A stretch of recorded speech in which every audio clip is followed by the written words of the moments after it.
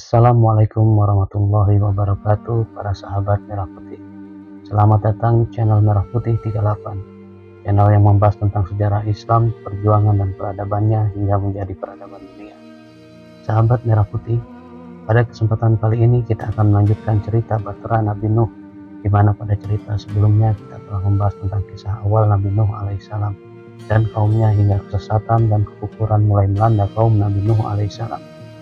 Lalu, bagaimana perjalanan selanjutnya dari Nabi Nuh alaihissalam? Sebelumnya, jangan lupa untuk subscribe channel ini, like, komen, dan share kontennya, agar dakwah sejarah dan peradaban Islam pada channel ini bisa terus berkembang dan memberikan manfaat yang luas. Baik, para sahabat Merah Putih, mari kita simak bersama lanjutan cerita Nabi Nuh alaihissalam pada masa kenabian.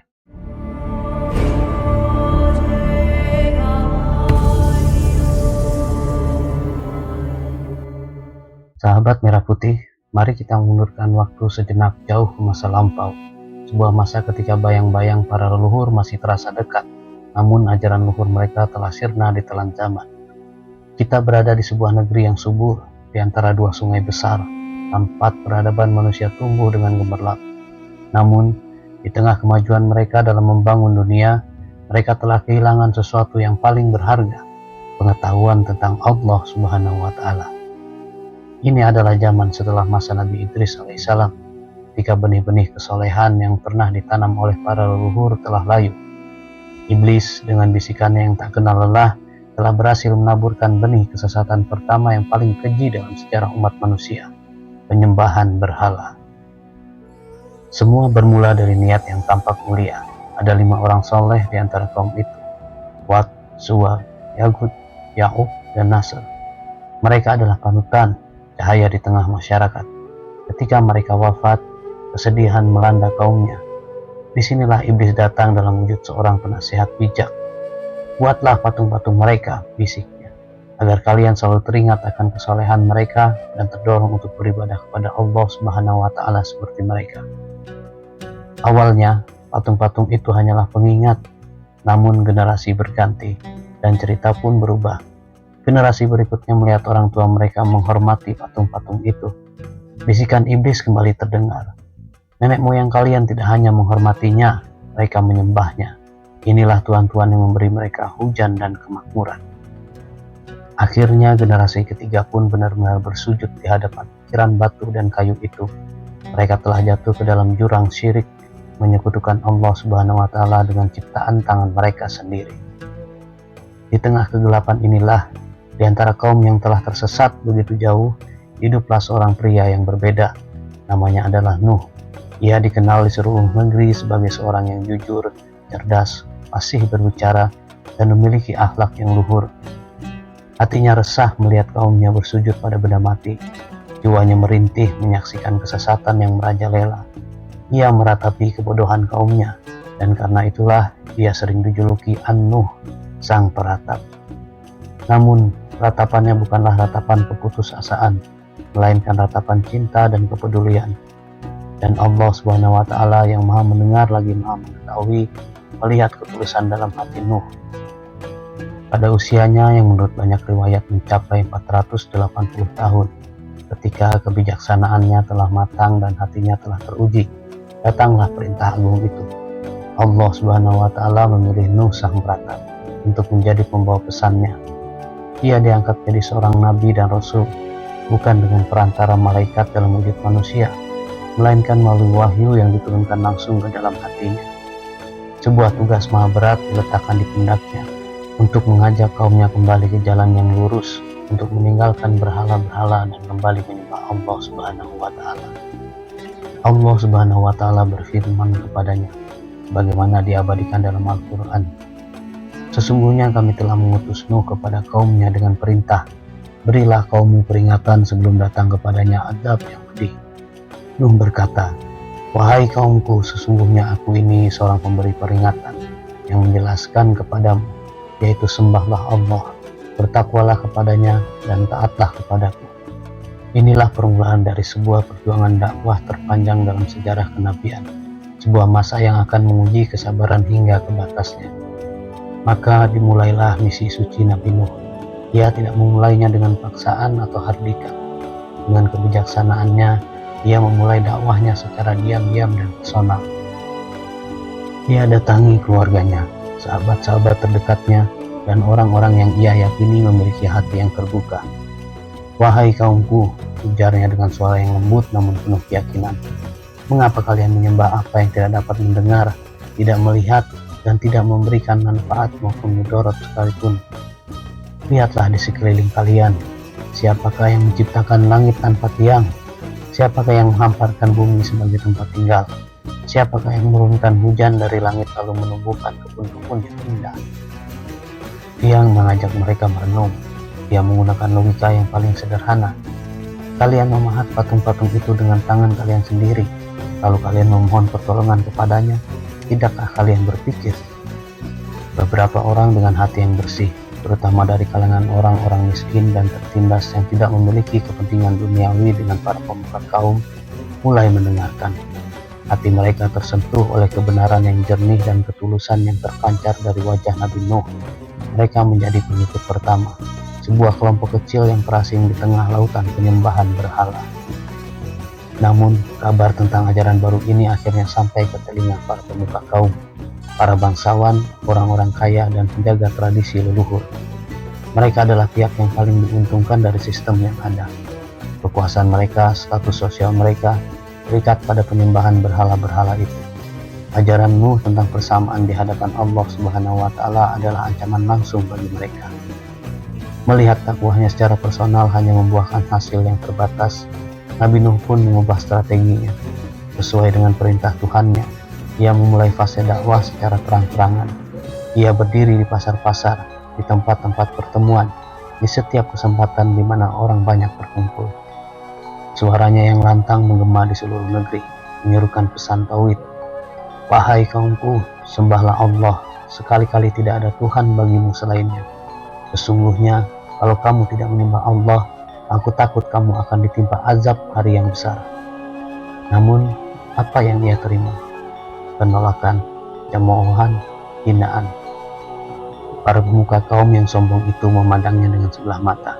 Mereka berkata seperti yang dikisahkan dalam Quran surat Hud, "Kami tidak melihat engkau, wahai Nuh, melainkan hanyalah seorang manusia biasa seperti kami. Dan kami tidak melihat orang-orang yang mengikutimu, melainkan orang-orang yang hina dina di antara kami, yang lekas percaya saja. Dan kami tidak melihat kamu memiliki suatu kelebihan apapun atas kami. Bahkan kami yakin bahwa kamu adalah orang-orang yang berdusta." Mereka menggunakan 3 argumen utama untuk menolak dakwah Nabi Nuh. Pertama, status sosialnya. Mereka berkata, "Kau hanya manusia biasa," seolah-olah seorang utusan Allah haruslah berasal dari kalangan malaikat atau makhluk supernatural, bukan dari jenis mereka sendiri. Kedua, mereka merendahkan para pengikutnya. Mereka berkata, "Lihatlah siapa yang bersamamu, wahai Nuh, hanya fakir miskin, para pekerja kasar, orang-orang yang tidak punya kedudukan di masyarakat. Jika ajaranmu benar, tentu kami para bangsawan dan orang cerdas ini yang akan pertama kali mengikutinya." Kesombongan telah membutakan mata hati mereka. Ketiga, mereka menuduh Nabi Nuh memiliki motif tersembunyi.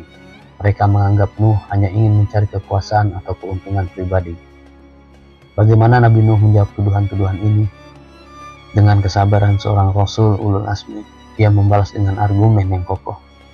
Kepada mereka yang meragukan kemanusiaannya, dia berkata, "Memang benar, aku hanya manusia seperti kalian.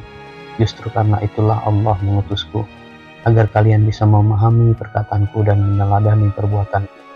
Jika yang diutus adalah malaikat, bagaimana mungkin kalian bisa mengikutinya?" Kepada mereka yang menghina pengikutnya, ia menjawab dengan tegas, "Mereka adalah hamba Allah, telah diberi petunjuk. Aku tidak akan pernah mengusir mereka. Urusan hati mereka adalah urusan Tuhan. Jika aku mengusir mereka, siapa yang akan menolongku dari azab Allah?" Dan untuk tuduhan mencari keuntungan pribadi, ia menyatakan dengan jelas sebagaimana terukir abadi dalam Al-Quran, "Wahai kaumku, aku tidak meminta harta benda kepadamu sebagai imbalan atas seruanku. Imbalanku hanyalah dari Allah semata. Dan aku tidak mengatakan kepadamu bahwa aku mempunyai gudang-gudang rizki dan kekayaan Allah. Dan tidak pula aku mengetahui yang gaib. dan tidak pula aku mengatakan bahwa sesungguhnya aku adalah malaikat. Dakwah ini terus berlanjut, bukan sehari dua hari, bukan setahun dua tahun. Tahun-tahun berlalu menjadi dekade, dekade menjadi abad. Nabi Nuh terus berdakwah tanpa henti. Al-Quran mengabadikan keluh kesah dan perjuangan Nabi Nuh yang luar biasa ini dalam surah yang dinamai menurut namanya, Surat Nuh. Di dalamnya kita bisa merasakan betapa totalitasnya Nabi Nuh dalam menjalankan misinya. Ia berkata, "Ya Tuhanku, sesungguhnya aku telah menyeru kaumku malam dan siang, maka seruanku itu tidaklah menambah kepada mereka selain daripada lari dari kebenaran. Dan sesungguhnya setiap kali aku menyeru mereka kepada iman agar engkau mengampuni mereka, mereka memasukkan anak-anak jari mereka ke dalam telinganya dan menutupkan bajunya ke mukanya, dan mereka tetap mengingkari dan sangat menyombongkan diri."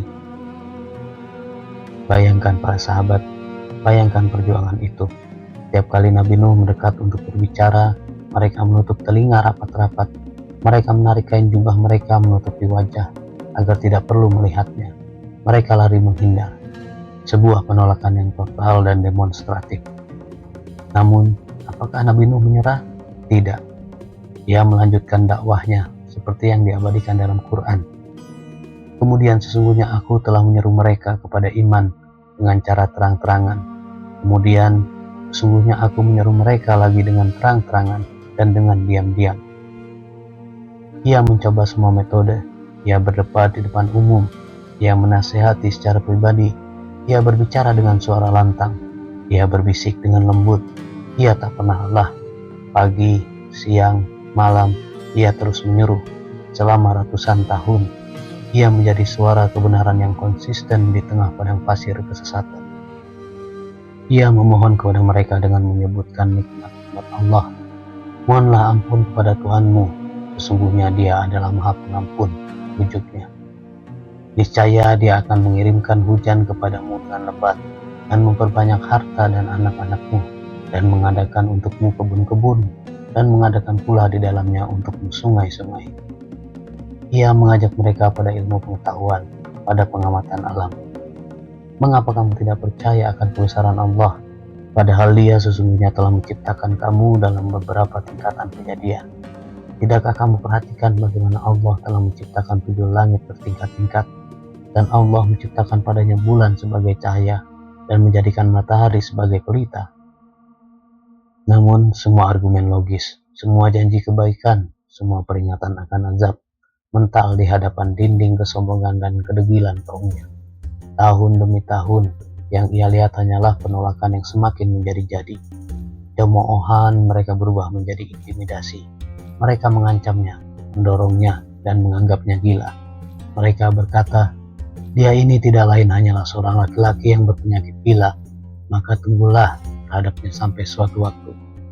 Begitulah tuduhan keji mereka kepada Nabi Nuh.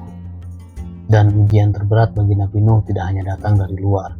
Ujian itu juga datang dari dalam rumahnya sendiri. Istrinya yang bernama Walihah, menurut sebagian riwayat, tidak pernah benar-benar beriman. Ia berada di pihak kaumnya yang kafir. Ia seringkali membocorkan rahasia dakwah Nabi Nuh dan bahkan ikut mencemooh suaminya sendiri. Dan yang lebih menyakitkan lagi, salah seorang putranya yang dalam riwayat disebut bernama Kan'an juga mengikuti jejak ibunya dan kaumnya. Ia menolak ajakan ayahnya, lebih memilih kebersamaan dengan para pembesar yang kafir daripada kebenaran yang dibawa oleh darah dagingnya sendiri. Betapa pedih hati seorang ayah melihat putranya sendiri tersesat dalam kegelapan.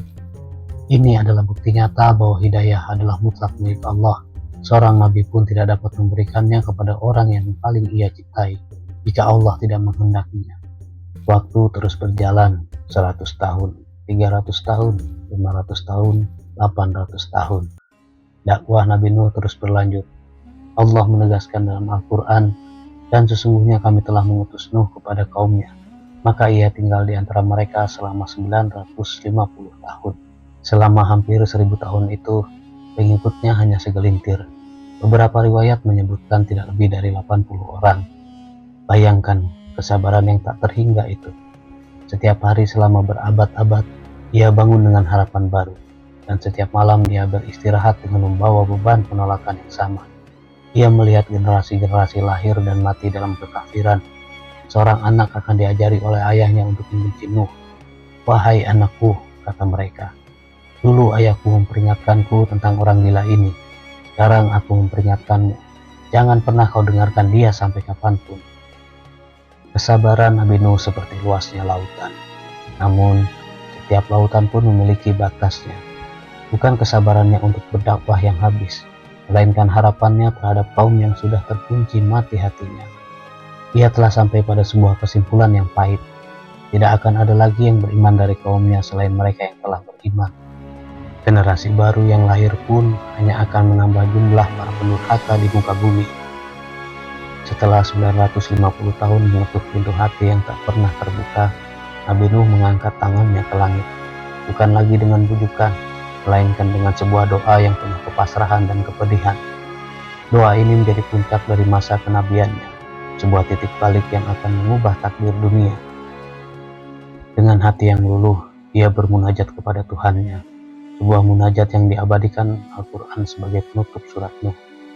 Nuh berkata, "Ya Tuhanku, janganlah engkau biarkan seorang pun di antara orang-orang kafir itu tinggal di atas bumi. Sesungguhnya, jika engkau membiarkan mereka tinggal, niscaya mereka akan menyesatkan hamba-hambamu, dan mereka tidak akan melahirkan selain anak yang berbuat maksiat lagi sangat kafir." Doa ini bukanlah doa balas dendam. Ini adalah pernyataan seorang nabi yang telah melihat dengan mata kepalanya sendiri bahwa kebaikan telah mati di tengah kaumnya. Ini adalah permohonan untuk membersihkan bumi dari kezaliman, agar generasi baru yang bertauhid bisa memulai kembali. Dan Allah yang Maha Mendengar mengabulkan doa hambanya yang sabar itu. Wahyu pun turun. Namun kali ini bukanlah perintah untuk terus berdakwah, bukan lagi nasihat untuk bersabar menghadapi cemoohan. Perintah yang datang kali ini begitu aneh, begitu tidak masuk akal bagi kaumnya, namun penuh dengan kepastian akan datangnya sebuah akhir. Allah Subhanahu wa Ta'ala berfirman sebagaimana tercatat dalam surat Hud, "Dan diwahyukan kepada Nuh bahwasanya sekali-kali tidak akan beriman di antara kaummu kecuali orang yang telah beriman. Karena itu janganlah kamu bersedih hati tentang apa yang selalu mereka kerjakan, dan buatlah batra itu dengan pengawasan dan petunjuk wahyu kami. Dan janganlah kamu bicarakan dengan aku tentang orang-orang yang zalim itu. Sesungguhnya mereka itu akan ditenggelamkan." Masa kenabian dalam bentuk dakwah dan perdebatan telah mencapai akhirnya. Sebuah babak baru yang penuh kerja keras, ejekan yang lebih hebat, dan penantian akan janji Tuhan akan segera dimulai. Perintah telah turun. Bangunlah sebuah bahtera raksasa di tengah daratan yang kering. Sebuah proyek yang akan menjadi bahan tertawaan terakhir bagi kaumnya, sekaligus menjadi satu-satunya jalan keselamatan mereka dari bencana yang tak pernah terbayangkan. Bagaimana Nabi Nuh dan para pengikutnya yang sedikit itu memulai pembangunan bahtera raksasa ini? Ejekan dan tantangan apa lagi yang akan mereka hadapi? Dan bagaimana detik-detik menjelang datangnya bencana terbesar dalam sejarah awal umat manusia? Kisah pembangunan bahtera Nabi Nuh dan awal mula datangnya air bah yang dahsyat akan kita jelajahi dalam episode selanjutnya, Masa Bencana. Tetaplah bersama kami dan hidupkan tombol notifikasi agar tidak ketinggalan update cerita terbaru dari kami. Assalamualaikum warahmatullahi wabarakatuh.